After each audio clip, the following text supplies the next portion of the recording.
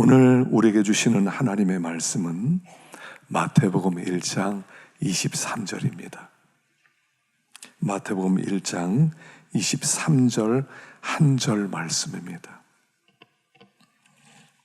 함께 봉독하겠습니다. 보라, 처녀가 잉태하여 아들을 낳을 것이요 그의 이름은 임마누엘이라 하리라 하셨으니 이를 번역한즉 하나님이 우리와 함께 계시다 함이라. 아멘. 잠깐 기도하겠습니다. 하나님 아버지, 오늘도 저희를 주 앞에 불러주셔서 감사합니다. 우리의 마음을 감동시켜 주셔서 감사합니다. 복 받을 자리에 있게 해주셔서 감사합니다. 아버지, 이제 저에게 말씀을 베풀어 주시옵소서. 우리의 영이 깨어나서 하나님의 말씀을 들을 수 있도록 도와주시고, 그 말씀이 신비에 새겨지도록 도와주시고, 그 말씀이 우리를 다스려 주시옵시고, 주님과 동행하는 거룩한 삶을 살게 하여 주시옵소서. 아버지, 겸손한 마음으로 주님 앞에 엎드립니다. 찾아와 주시고, 말씀 없이 사는 자들이 아니라 말씀 붙들고 살 수 있는 주님의 자녀다운 자녀들로 만들어 주시옵소서. 예수님의 이름으로 기도하옵나이다. 아멘.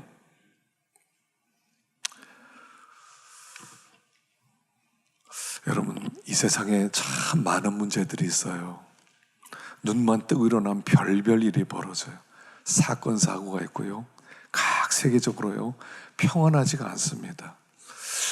문제 뿌리가 뭘까요? 우리는 왜 이렇게 평화롭지 못한 겁니까? 왜 우리는 이렇게 만족하지 못하고 또 낙심하고 두려워하고 염려하고 싸우고 시기하고 왜 이렇게 사는 겁니까? 언제까지 이렇게 사실 것입니까? 그게 인생이다 이렇게 생각해요. 정말 그게 인생일까요? 이렇게 된 가장 중요한 뿌리가 어디 있냐면 함께 하심의 축복을 빼앗겼기 때문입니다. 원래 하나님 우리를 함께 살도록 하셨어요. 여러분, 가족 뭐가 좋아요? 가족이 왜 그렇게 좋습니까? 1년의 명절 되면 왜 그렇게 가족의 얼굴을 보기 위해서 함께 모입니까? 가족은요, 함께 하면서 함께 축복이 있기 때문에 그래요. 함께 만나서 거기 가면요 흉허물이 없어요. 부족해도 다 덮어주고요, 위로해주고요, 가족 중에 누가 돈 없다면 돈도 좀 빌려주기도 하고요, 평화로워요. 하나님 원래 이 복을 우리에게 주셨단 말입니다. 벌이 뭐냐면 격리시키는 거예요. 이 땅의 벌이 뭡니까? 도둑질을 했습니다, 사기를 쳤습니다, 폭력을 행사했습니다. 그럼 붙잡혀서 이 사람을 격리시켜요. 함께 복을 빼앗아가는 게 벌이에요. 학생들 가운데 왕따를 시키죠. 왕따가 뭡니까? 이거 참 나쁜 짓이거든요. 너 우리 무리에 들어오지 마. 너 나가 있어. 너와 함께 어울리지 않을 거야. 야, 쟤하고 놀지 마. 굉장히 나쁜 일이에요. 유대 사회에서도 그랬어요. 예수님이 계실 때 유대 사회에서 자기들의 종교가 있습니다. 자기의 종교에 따라가지 않으면 야, 출교시켜제. 출교시켜서 우리 무리 가운데 들어오지 못하게, 회당에 들어오지 못하게, 교회에 들어오지 못하게 그렇게 했던 시대가 있었어요. 요즘 교회도 좀 그래요. 아이들 사이에서도요 왕따를 시킨대요. 자기들끼리만 모이고 아이들이 오면 알아주지도 않고 같이 시켜주지도 않고 텃세 부린다고 하죠. 우리가 이게 주인이야, 너 오지 마. 굉장히 못된 일이에요. 눈치를 줘요. 왜 이렇게 됐어요? 하나님 원래 우리에게 함께 축복을 주셨거든요. 오늘 한번 그 말씀을 살펴보겠습니다. 창세기 2장 18절, 오늘 말씀을 좀 많이 읽는데요, 잘 따라오시기 바랍니다. 창세기 2장 18절 시작. 여호와 하나님이 이르시되 사람이 혼자 사는 것이 좋지 아니하니 내가 그를 위하여 돕는 배필을 지으리라 하시니라. 하나님은 맨 처음에 아담을 만들었어요. 아담을 만들어 놓고 그 다음에 아담이 혼자 있는 걸 보니까 안 됐어요. 그래서 하나님이 야, 혼자 있는 건 좋지 않아. 내가 함께 있을 배필을 만들어 주겠다. 그래서 하와를 만들었어요. 하와를 데려와서 예수님께서 결혼을 시켜서 함께 살게 하셨어요. 결혼은 함께 사는 거예요. 그래서 여기 보니까 혼자 사는 것이 좋지 아니하다. 그래서 함께 사는 게 좋다. 이것은 꼭 결혼해야 된다. 이런 얘기는 아니에요. 그러나 함께 살아야 된다는 것을 가르쳐 주는 거예요. 그래서 사람은요, 함께 살도록 만들었어요. 산 속에 들어가서 혼자 사는 것, 이거 정상이 아니에요. 워낙 상처가 많고 부딪히다 보니까 아예 혼자 있는 게 편해. 이 꼴, 저 꼴 안 보고 그냥 혼자 살 거야. 그러지만요, 외로워요. 그 나는 자연인이다. 여러분 좋아하시잖아요. 저도 참 좋아하거든요. 그래서 그 사람들 보면 너무 편하대요. 여기가 천국이 돼요. 그래서 이제 윤택이나 그 사람들이 가잖아요. 가서 이제 너무 좋다고 그래요. 떠날 때 되면요, 가지 말라고. 아니 천국이라면서요. 그리고 나중에 꼭 오라고. 왜 또 오라고 그래요? 귀찮아. 자기 혼자 잘 살지. 외로워요. 자연인이다. 남자들 꿈 깨세요. 여자들 안 따라갑니다. 그냥 보는 거죠. 사람들은요, 외롭게 못 살아요. 여러분, 혼자 함께를 누리지 못할 때 사람들은 결핍을 느끼게 돼 있고요. 그 결핍에서 문제가 많이 생겨요. 아이들 공부시킬 때요, 너무 공부 이러지 마세요. 아이들이 가족과 함께 있는 것을 못 누리면 아이들이 다른 길로 빠져요. 왜 아이들이 게임에 빠지고, 왜 도박에 빠지고, 왜 술에 빠지고, 왜 마약에 빠지고 그랬습니까? 함께를 누리지 못해서 그래요. 함께를 누리지 못하는 결핍에서 문제가 나오는 거예요. 그래서 아이들 공부시킬 때요, 함께 있게 좀 만들어주세요. 야, 와라, 밥 먹자, 서로 얘기하자, 우리 보드 게임하자. 그리고 야, 공부도 좀 해야 되겠지? 공부도 하자. 이렇게 나와야 되지. 야, 공부해, 들어가. 넌 나오지 마. 아이들이요, 그 결핍 속에서 견디지를 못해요. 잘못 나가는 거예요. 함께를 누릴 수 있어야 돼요. 하나님은 그렇게 만들었기 때문에 그래요. 근데 이 함께가 언제 깨집니까? 창세기 3장 9절을 한번 봅시다. 창세기 3장 9절과 10절 시작. 여호와 하나님이 아담을 부르시며 그에게 이르시되 내가 어디 있느냐?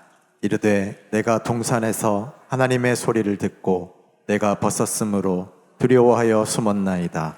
사람은 원래 에덴 동산이 있었거든요. 에덴은 어떤 곳이냐면 거기에는 함께 사는 곳, 기쁨이 넘치는 곳, 평안한 곳, 충만한 곳, 이런 곳이에요.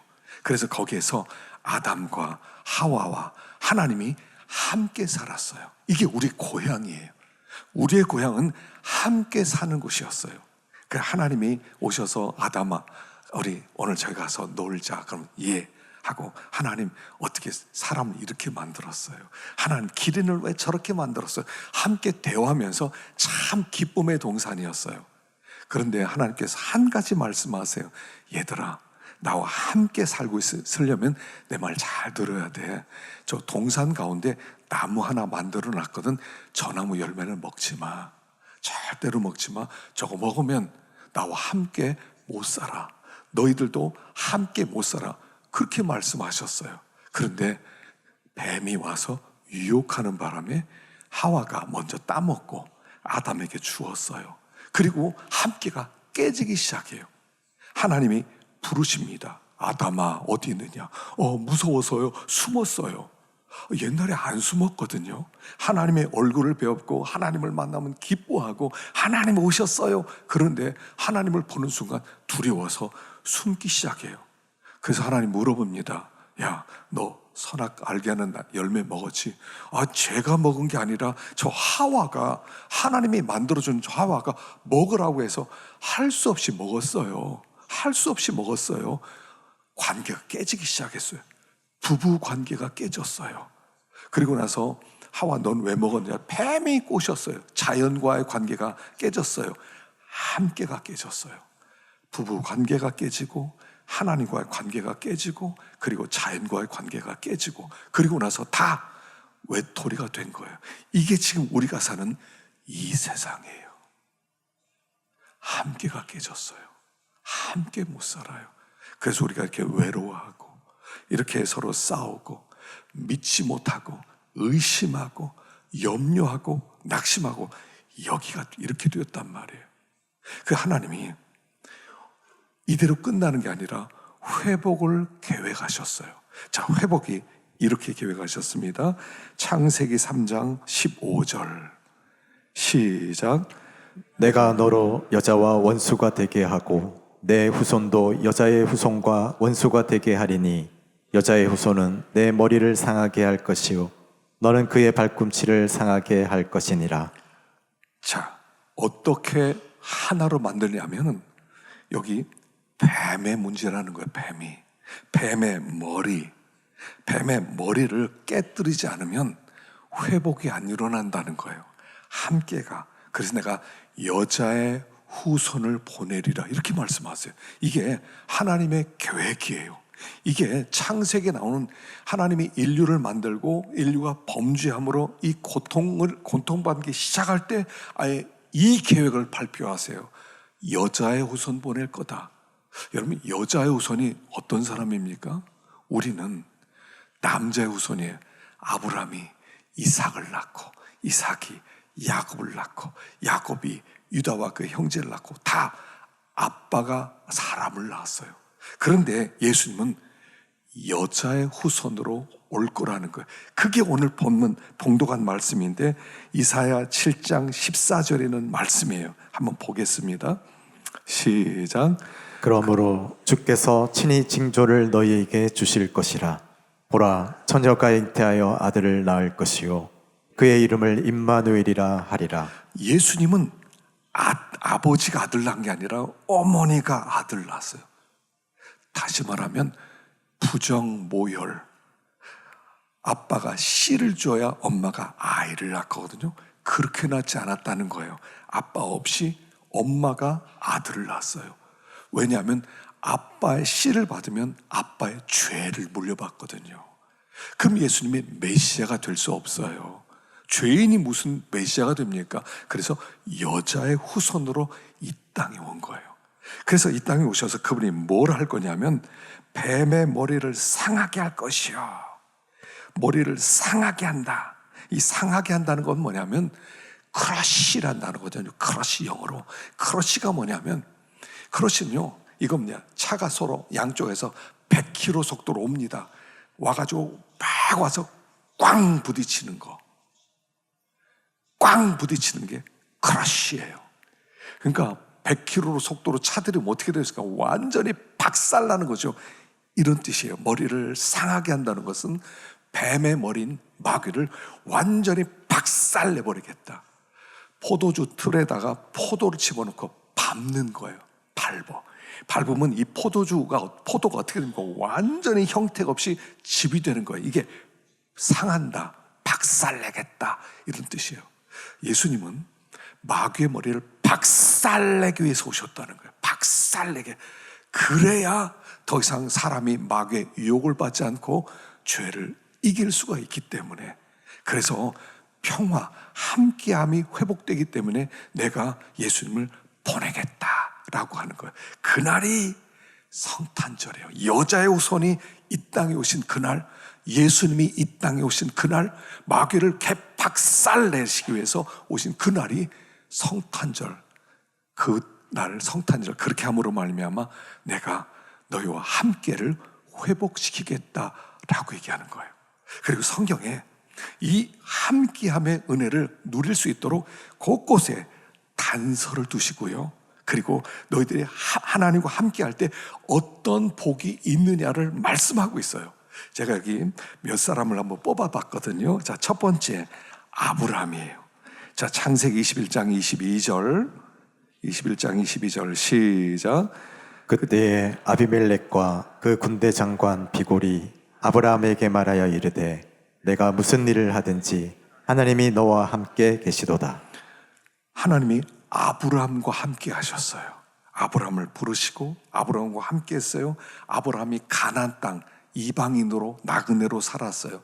그러니까 그곳에 살던 사람이 막 텃세를 막 부리는 거예요. 그래서 괴롭히는 거예요. 뭐 땅 하나를 살라고 했더니 막 돈을 막 몇 배를 주고 이렇게 사라고 하는 거예요.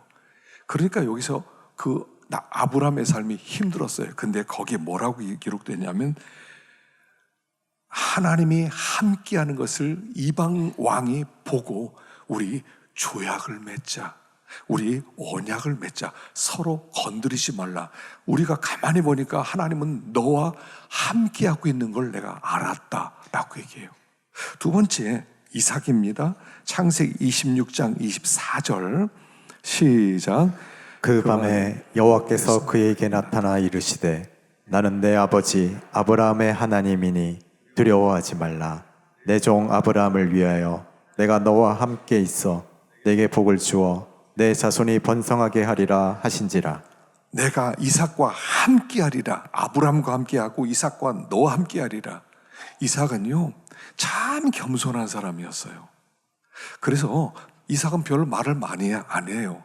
블레셋 사람들이 그 땅에 사니까 땅을 자꾸 빼앗아가고 우물을 하나 팠더니 야야 우물 내놔 하더니 우물 다 메꿔버리고, 또 다른 지역에 가서 우물을 파니까 이것도 우리 거야 빼앗아가고, 또 다른 지역에 가서 우물을 파니까 그것도 우리 거야 내놔. 그 또 다른 지역에 가서 네 번째 우물을 팝니다. 그런데 그 사람들이 보니까 이삭이 보통 사람이 아니에요. 건드리면 안 될 것 같아요. 가만히 보니까 하나님이 함께하는 사람이에요. 나중에 그들이 와서 잘못했다고 우물도 다 돌려줘요. 어떻게 이렇게 돼요? 하나님이 이삭과 함께하니까 그랬다는 거예요. 이게 함께함의 축복이에요. 야곱과도 함께하세요. 창세기 28장 15절 시작. 내가 너와 함께 있어 내가 어디로 가든지 너를 지키며 너를 이끌어 이 땅으로 돌아오게 할지라. 내가 내게 허락한 것을 다 이루기까지 너를 떠나지 아니하리라 하신지라. 아버지 집을 떠나서 외삼촌 집으로 가다가 베델이라는 곳에서 잠을 자게 돼요. 잠을 자는데 그때 꼭 환상 가운데 하나님이 나타나셔서 이 말씀을 하는 거예요. 내가 너와 함께 있어서 어디로 가든지 너를 지키고 이끌어서 이 땅으로 다시 돌아오게 할 것이다. 내가 허락한 것을 이루기까지 떠나지 아니하리라. 20년 동안 밧다나 아람에서 외삼촌에 의해서 그 고통을 당하고 업신여김을 당하고 억울함을 당했을 때 하나님이 함께 하셨다는 거예요. 외삼촌이 야곱 꼴 보기 싫어서 저거 다 죽여버리고 다 소유를 빼앗아가겠다 할 때 하나님이 꿈에 나타나서 야곱 건드리면 죽어 말씀해서 건드리지 못하고 돌려보내죠. 이게 함께함의 복이에요. 요셉도 함께 하셨어요. 창세기 39장 2절 시작. 여호와께서 요셉과 함께 하심으로 그가 형통한 자가 되어 그의 주인 애굽 사람의 집에 있으니. 형들이 요셉을 미워했습니다. 그 죽여야 되겠다 하다가 야 죽이는 것보다 팔아먹자. 그래서 먼 애굽으로 그를 팔아넘깁니다. 그를 은을 주고 팔아넘깁니다. 그가 낯선 땅으로 팔려왔습니다. 거기에서 아는 사람도 없습니다. 언어도 잘 모릅니다. 근데 하나님이 함께 하세요. 하나님은요, 우리가 때때로 이렇게 기도하잖아요. 하나님 고난 좀 없애주세요. 이 문제 좀 없게 해주세요. 하나님 이것만 없으면 좋겠습니다 하잖아요. 근데 하나님은요, 고난 주실 때는요, 고난의 뜻이 있어요. 그 뜻을 이룰 때까지 고난은 안 떠나요. 그러나 고난을 감당할 수 있도록 함께 해주세요. 이게 복이에요. 우리가 누려야 될 복은 뭐냐면 편안한 게 아니에요. 문제 하나도 없는 게 아니에요. 그냥 승승장구하고 그냥 앞이 그냥 쫙 펼쳐지는 게 아니에요.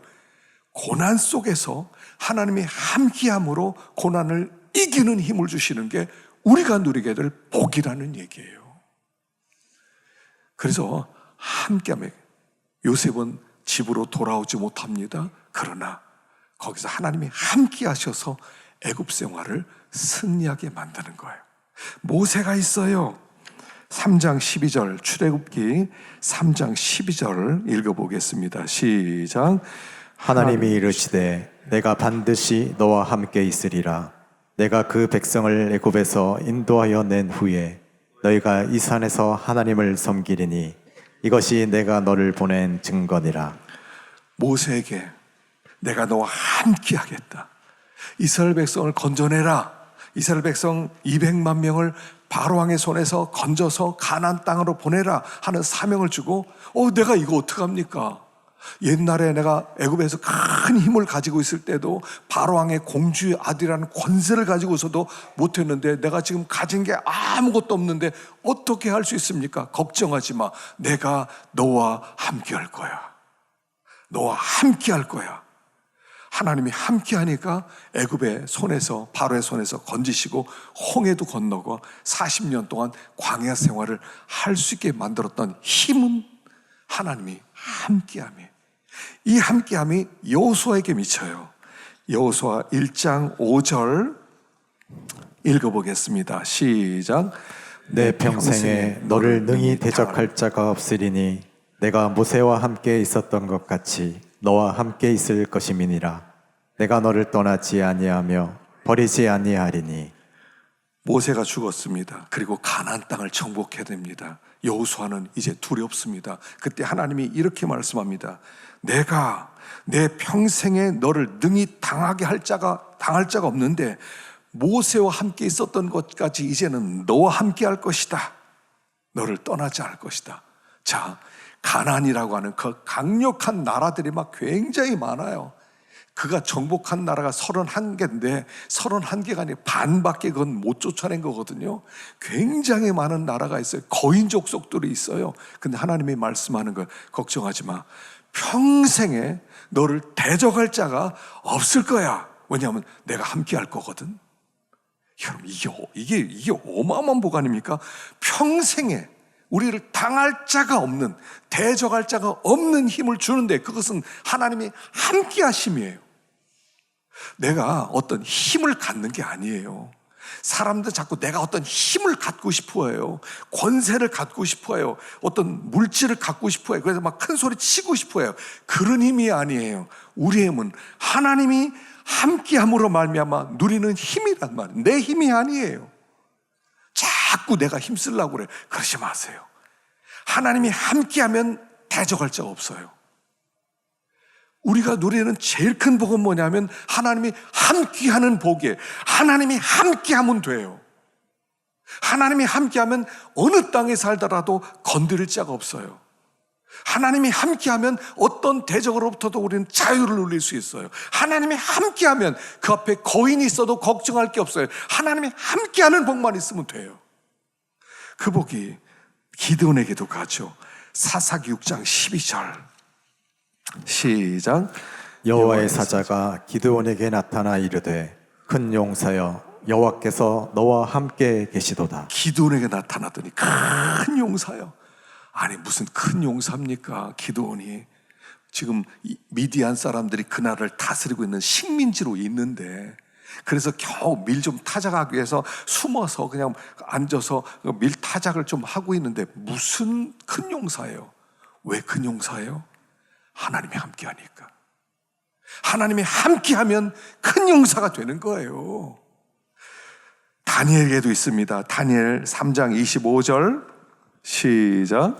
왕이 또 말하여 이르되 내가 보니 결박되지 아니한 네 사람이 불 가운데로 다니는데 상하지도 아니하였고 그 넷째의 모양은 신들의 아들과 같도다 하고. 나라가 망했습니다. 그리고 다니엘과 세 친구는 바벨론으로 끌려왔습니다. 임금님이 큰 금상을 세워놓고 모두 다 절해라. 절하지 않으면 풀무불에 던져 넣겠다. 사람들이 다 절을 합니다. 다니엘의 세 친구는 절을 안 합니다. 사람들이 고발을 하죠. 그랬더니 왕이 오더니 너희들 실수했지, 한 번만 절해. 너희들은 앞으로 크게 쓸 거야. 너희들이 이 나라의 큰 제목들이야. 그런데 이 세 친구가 뭐라고 합니까? 왕이요, 대답할 필요가 없습니다. 왕이 만든 금신상 가짜입니다. 절 못합니다. 화가 났어요. 그래, 풀무불을 7배를 뜨겁게 해라. 뭐 7배 뭐 얼마나 뜨겁겠습니까? 그 당시에 뭐 1000도를 만들 수 있는 그런 능력이 있는지 모르겠지만 하여간 어마어마하게 불을 펴놓고 던져 넣었어요. 3명을 던져 넣었는데 가만히 보니까 불 속에서 4사람이 왔다 갔다 하는 거예요. 이게 뭐야? 어떻게 불 속에 사람들이 왔다 갔다 하지? 야, 근데 4사람이 왔다 갔다 해. 3명 던졌는데, 근데 한 명은 신의 아들 같아. 그리고 나서 지극히 높으신 하나님의 종 사드락, 메삭, 아벳느고야 나오너라 얘기하니까요, 3사람이 나와요. 한 사람 어디 갔어요? 함께하는 하나님. 불도 태우지 못하고 사자도 잡아먹지 못하고 이게 어디서요? 하나님이 함께하니까요. 여러분, 하나님이 함께하면 돼요. 하나님이 함께하는 복만 누리면 돼요. 뭐 이 세상에 뭐 이런 것 저런 거 많이 안 구해도 돼요. 하나님 한 가지만 구하는 거예요. 하나님, 저와 함께 해주세요. 함께함의 축복이에요. 그래서 구약의 성도들은 하나님이 함께하는 사람들이었어요. 그래서 그들은 이 세상에 누구도 그들을 대적할 수가 없었어요. 오늘도 똑같이 내가 너와 함께하리라. 그래서 예수님이 아예 이 땅에 찾아오세요. 그래서 그분이 하신 일이 있어요. 함께하기 위해서는 2가지가 없어야 돼요. 하나는 마귀를 제거해야 돼요. 2번째는 죄를 제거해야 돼요. 이걸 위해 예수님이 오셨어요. 자, 히브리 2장 14절. 히브리서 2장 14절 읽어보겠습니다. 시작. 자녀들은 혈과 육에 속하였음에 그도 또한 같은 모양으로 혈과 육을 함께 지니심은 죽음을 통하여 죽음의 세력을 잡은 자 곧 마귀를 멸하시며 또 죽기를 무서워함으로 한평생 매어 종노릇하는 모든 자들을 놓아주려 하심이니. 예수님이 혈과 육을 가지고 이 땅에 오셨어요. 어린 아이가 돼서 이 땅에 오셨어요. 왜냐하면 우리와 떠나지 않기 위해서 오셨는데 먼저 마귀를 멸하러 오신 거예요. 마귀를 멸하러. 그래서 예수님은 귀신 쫓아내는 이 주님의 일의 본질이었어요. 나는 귀신 쫓아내러 왔다. 마귀를 크러쉬하기 위해서 왔다. 난 걔 박살낼 거다. 그래서 예수님이 십자가에 죽으심은 마귀를 박살내는 사건이에요. 예수님이 죽으시고 부활하심으로 말미암아 죄와 사망의 권세를 완전히 박살내버리신 거예요. 마귀를 멸하셨어요. 그리고 나서 더 이상 우리는 두려움이 없어요. 여러분, 예수를 믿으면요, 뭐가 좋냐면 평안해요. 갈등이 없어요. 여러분, 이게 예수 만난 은혜예요. 예수 만나고 나면요, 두려움이 없고요, 갈등이 없어져요. 갈등이. 예수를 만나면 두려움이 떠났어요. 언제 두려움이 있었냐는 듯이 그냥 떠나요. 예전에 제가 참 은혜를 받았을 때, 참 은혜 받고 너무 좋아가지고 이제 산기도를 다녔어요. 산기도 이제 저녁에 한 10시 정도에 걸어서 저기 보문산 뒤에 겟세마네 기도원이 있었는데 그 기도원이 허물어지고 자리가 있었어요. 그럼 혼자 거기에 1시간 반을 걸어서 가요. 걸어서 갑니다. 그럼 거기가 무덤들이 있어요. 또 어떤 사람이 얘기해 주는데 큰 소나무 하나가 이렇게 있는데 거기서 어떤 처녀가 목매달아 죽었대요. 거기를 지나가야 돼요. 아무렇지 않아요. 그래서 거기 처녀가 목매달아서 흰 입고 죽었는데 가끔 비 오는 날 나타나기도 한다는 등. 근데요, 아무렇지 않아요. 무덤이 있어요. 여러분, 기분 나쁘지 않아요? 기도하는데 괜찮아요. 무덤에 등대서 졸리면 기도도 하고요, 누워서 잠도 자고요. 그랬어요. 왜요? 두려운 게 없어요, 이제. 여러분, 예수를 믿으면요, 두려움으로부터 자유케 되는 거예요. 자유예요. 주님의 아들이 되었어요. 능히 내 평생에 너를 대적할 자가 없을 텐데 뭐가 두려워요? 두려운 게 하나도 없어요. 이게 우리가 받은 은혜, 임마누엘의 은혜예요. 그 다음에 죄를 이겨요. 죄를 없앱니다. 요한일서 3장 8절 시작. 죄를 짓는 자는 마귀에게 속하나니 마귀는 처음부터 범죄함이라. 하나님의 아들이 나타나신 것은 마귀의 일을 멸하려 하심이라. 계속해서 3장 5절 시작. 그가 우리 죄를 없애려고 나타나신 것을 너희가 아나니 그에게는 죄가 없느니라. 죄를 없애려고 나타나셨어요, 예수님이. 죄를 없애버리겠다. 마귀는 박살내버리고 너희들의 죄는 없애겠다. 그래서 그분이 화목제물이 되셔서 피를 뿌리셨어요. 그리고 그를 믿는 자는 누구든지 정죄함이 없어요. 무릇 그리스도 예수 안에 있는 자에게는 결코 정죄함이 없나니. 우리에겐 정죄함이 없어요. 생명의 성령의 법이 죄와 사망의 법에서 너희를 해방하였음이라. 할렐루야. 여러분, 해방됐어요. 우리가 지금 하나님의 자녀가 되었어요. 더 이상 마귀를 두려워할 것 없어요. 더 이상 우리는 죄가 없어요. 우리는 깨끗해졌어요. 과거, 현재, 미래적까지 하나님 깨끗하게 만들었어요. 우리는 죄와 관계 없는 자들이 되었어요. 믿습니까? 믿습니까? 우린 죄와 상관없이 되었어요. 근데 왜 함께 하심의 축복을 못 누리는 거예요? 함께 하심의 복을 못 누리는 이유가 뭐예요? 어떻게 하면 그 복을 누릴 수 있어요? 자, 첫 번째는 히브리서 12장 4절입니다. 12장 4절 시작. 너희가 죄와 싸우되 아직 피 흘리기까지는 대항하지 아니하고. 죄와 싸우래요. 아니, 정죄함이 없다면서요. 근데 뭐 죄와 싸워? 죄와 관계없이 되었어. 우리는 아무도 너 죄인 이렇게 말 못해요. 하나님 앞에 섰을 때 너는 내 아들 의인, 넌 의인이야. 하나님이 말씀해 주셨어요. 정죄함이 없어요. 근데 죄와 싸우래요. 이걸 이렇게 비유할 수 있을 것 같아요. 여러분, 어떤 사람이 교통사고 났답니다. 근데 왼쪽 다리를 잘랐대요. 사고 나는 바람에 그래서 왼쪽 다리가 없다고 그럽니다. 그런데요, 이상하게 수술을 하고 얼마 지난 다음부터 왼쪽 다리가 아프기 시작하더래요. 쑤시기 시작한대요. 다리가 없는데 쑤신다는 거예요. 어떤 사람은요, 손을 잘랐는데 손이 쑤신대요. 그래서 손이 가렵대요. 긁을 손이 있어야지. 없어졌는데. 그래서 의학적으로 잘 모른대요. 왜 이런 일이 벌어지는지. 왜 이런 일이 벌어지는지 모른다는 거예요. 그래서 이 아픈 것은요, 뭐 약을 먹어도 안 된대요. 약을 먹어도 없어져요. 진통제 먹으면 없어지는데 안 없어진대요. 대부분 근데 2달이면 사라진대요. 그 증상이. 근데 어떤 사람은 계속 가는 사람이 있대요. 너무 아프대요. 너무 어떤 때는 가렵대요. 왜 이런 일이 일어난지 모르는데요. 아마 이런 현상인 것 같아요. 우리는 의인 되었어요. 예수를 믿기만 하면 예수님의 피가 모든 죄를 깨끗하게 만들어요. 하나님과 우리 사이에 가로막힌 담을 제거해 두셨어요. 우리는 하나님께 언제든지 나갈 수 있어요. 그런데 가끔씩 우리가 죄의 습관이 생겼어요. 옛날에 늘 죄를 짓는 게 습관이거든요. 자기를 위해 살고 말씀대로 살지 않고 그냥 마음대로 이렇게 하고 싶은 대로 사는 그게 습관이 되어서 그 습관이 불쑥불쑥 나온단 말이에요. 이게 악습이에요. 우리 노력에 팔은 없어졌는데, 죄는 없어졌는데 죄 습관이 남아있는 거예요.